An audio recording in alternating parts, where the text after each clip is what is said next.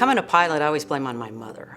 I had two job offers. One was to teach biology in Homer, Michigan, and the other was to join the Air Force. And I walked on the beach with my mother, wringing my hands as a 21-year-old would. And I said, I think I'm gonna follow in your footsteps and become a teacher.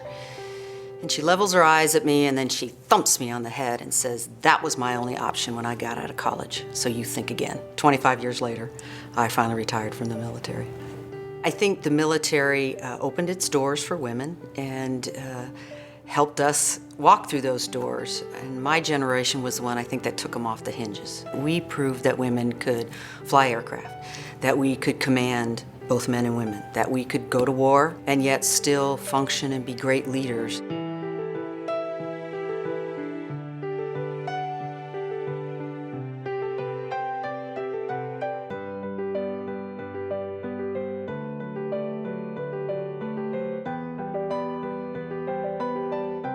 You're allowed to fly for about 20 years, tops.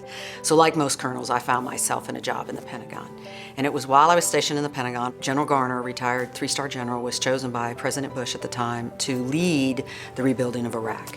He was one of those enlightened men who knew that he needed to surround himself with someone who didn't look like him, think like him, or even act like him. And he chose me.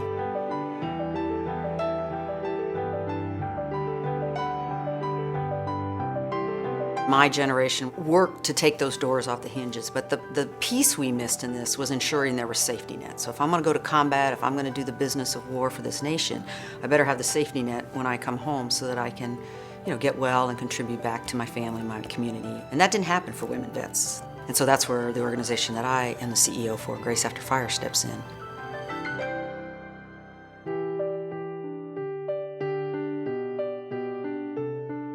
The neat thing about Texas is if you show up, they will let you participate.